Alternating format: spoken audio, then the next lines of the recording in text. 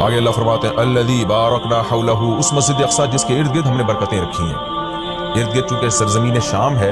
تو اس میں اللہ نے برکتیں رکھی، دنیاوی برکتیں بھی رکھی ہیں اور روحانی برکتیں بھی۔ روحانی برکتیں یہ ہیں کہ جتنے پیغمبر اس سرزمین میں آئے کسی دوسری زمین میں نہیں آئے، اور جتنے پیغمبروں کی وہاں قبریں ہیں سرزمین شام میں اور بیت المقدس میں، اتنی قبریں پیغمبروں کی کہیں نہیں ہیں، کسی اور جگہ پہ اتنی قبریں نہیں ہیں۔ اور دنیاوی برکتیں کیا ہیں کہ وہاں کی پیداوار، وہاں کی ہوا بہت صحت کے لیے مفید ہے، انار، وہاں کا زیتون، وہاں کی انجیر، یہ سارے ایسے برکت والے پھل اللہ وہاں پیدا کرتا ہے اور بہت وافر مقدار میں۔ میں ترکی کے میں شام کے بارڈر تک گیا ہوں، پہلے تو شام کا علاقہ بہت وسیع تھا، تو یہ تو اب جو شام ہے یہ تو تھوڑا سا رہ گیا ہے، نبی صلی اللہ علیہ وسلم کے دور کا جو شام ہے وہ تو بہت وسیع رقبہ تھا۔ تو وہ ترکی کے بارڈر پہ جب آپ جاتے ہیں اور شام کی سرزمین ملتی ہے تو آپ کو اندازہ ہوتا ہے وہاں کی ہوا میں ایک خاص قسم کی ایک محسوس ہوتا ہے انسان کو اپنی صحت، اور ایک خاص قسم کی خوشبو محسوس ہوتی ہے، اور زیتون بہت کثرت سے پیدا ہوتا ہے، انجیر بہت کثرت سے پیدا ہوتا ہے، انار بہت کثرت سے پیدا ہوتا ہے۔ وہاں کے لوگوں کی صحتیں، ان کے چہروں کی فریشنس وہ صاف بتا رہی ہوتی ہے کہ اللہ نے زمین میں جسمانی برکتیں بھی بہت زیادہ رکھی۔ اور علماء نے لکھا ہے کہ اللہ نے جب یہ بتایا نا کہ مسجد اقصی کے ارد گرد برکتیں،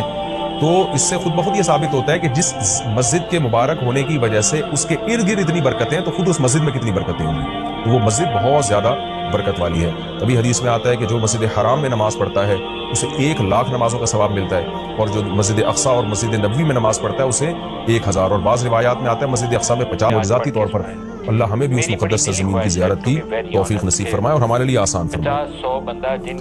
آگے اللہ فرماتے ہیں لِنُرِيَهُ مِنْ آيَاتِنَا، ہم نے یہ سفر اس لیے کرایا تاکہ ہم محمد صلی اللہ علیہ وسلم کو اپنی نشانیوں میں سے کچھ نشانیاں دکھائیں۔ وہ نشانیاں یہی ہیں کہ جو معراج کی رات آپ کو دکھائی گئی، پیغمبروں کی زیارت کروائی گئی، جنت جہنم دکھائی گئی، تو یہ ساری بڑی بڑی نشانیاں تھیں۔ خود معراج خود ایک بڑی نشانی ہے۔ إِنَّهُ هُوَ السَّمِيعُ الْبَصِيرُ، اللہ تعالیٰ خوب سننے والا اور دیکھنے والا ہے۔ یعنی انسان تو محتاج ہے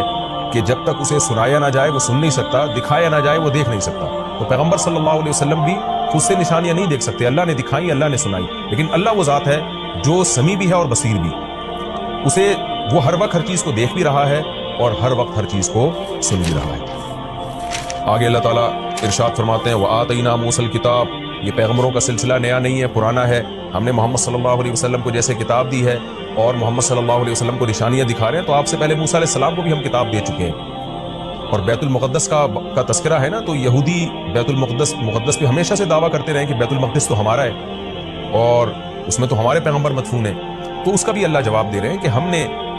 اہل یہودیوں کو کتاب دی تھی مگر انہوں نے کتاب کا حشر کیا کیا۔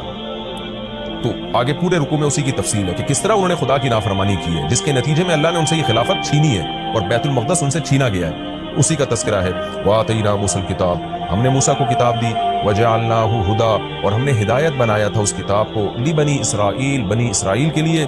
اللہ تتخذوا من دونی وکیلا، اور ان سے کہا تھا